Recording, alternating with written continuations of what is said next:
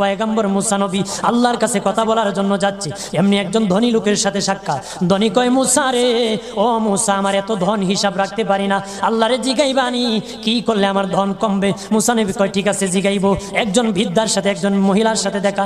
মহিলা কয়, মুসা কই যাও, কই যাও রে মুসা? মুসা নবী কয়, তোর পাহাড়ে যাবো, আল্লাহর সাথে কথা বল। মুসা রে, আল্লাহরে জিগাইবানি, আমি গরিব মানুষ, আমি ভালো কিছু কিনতে পারি না, ছেলে মেয়েকে ভালো কিছু খাওয়াইতে পারি না, ভাঙ্গা ঘর, এত গরিব, ভালো করে ঘর বানাইতে পারি না, আল্লাহরে জিগাইবানি কি করলে আমার উন্নতি হবে, ধনী হব, টাকা পয়সা হবে, আল্লাহরে জিগাইবানি। আল্লাহ মুসা নবী কয়, ঠিক আছে, আল্লাহরে জিগাইব, তুমি কেমনে ধনী হইবা? আল্লাহ নবী মুসা নবী তিন রাস্তার মোড়ে যা দেখে একটা লোক বসে আছে, তার দুই হাত নাই, দুই পা নাই, দুই হাত নাই, দুই পা নাই। ওই লোক ডাক দিয়া কয়, মুসা রে, জীবনে কোনোদিন নিজে হাঁটতে পারি নাই, নিজ হাতে খেতে পারি নাই, কেউ খাওয়াইলে খাই, নতুবা উপবাস থাকি, বৃষ্টি আসলে ভিজি, সেখানে আমি আবার শুকাই।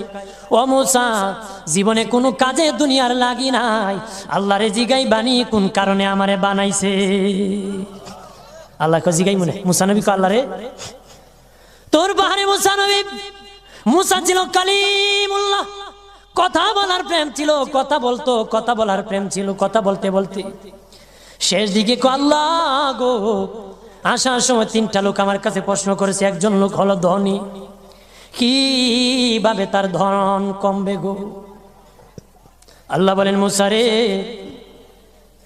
তারে জানায়া দাও যাকাত দেওয়া যেন বন্ধ করে দে, শুকরিয়া আদায় করা যেন বন্ধ করে দে, তাহলে আমি প্রভু আল্লাহ সুবহানাহু ওয়া তাআলা তার ধন কমায়া দিব।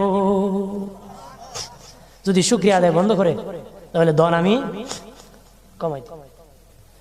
এরপরে মুসা নবী বলে, ও মালিক, আল্লাহ একজন মহিলা বলেছে তার গরিব মানুষ গরিবী হালত যায় না, যত ইনকাম করে তার একটা ভাঙ্গা ঘর, ভালো ঘর বানাইতে পারে না গো।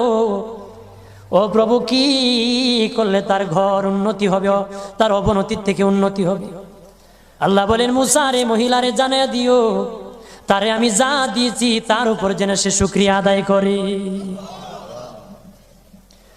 মুসা নবী বলে, মালিক, তিন রাস্তার মোড়ে গো আল্লাহ, একটা লোক তুমিও দেখতেছো যার হাত নাই পা নাই। কত মানুষ হাত নাই গো, কত মানুষের পা নাই রে। আল্লাহ কত সুন্দর হাত পা দিয়েছে, কত সুন্দর জবান দিছে, শ্বাস দিতেছে আর নিতেছে। আইসিইউ লাইফ সাপোর্টে যদি একদিন তাকে 50-60 হাজার টাকা লাগে রে। 80 বছর, 100 বছর, 40 বছর, 25 বছর আল্লাহ হায়াত দিল রে। বলো রে শাস্তাগঞ্জের সুন্নি জনতা, আল্লাহরে জীবনে কয় টাকা তোমরা দিছো?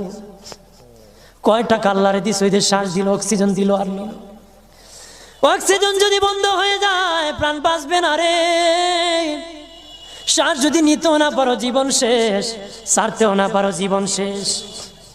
অক্সিজেন আল্লাহ দিল, বিনা টাকায় দিল, বিনা পয়সায় দিল, আল্লাহর শুকরিয়া আদায় করতে হবে।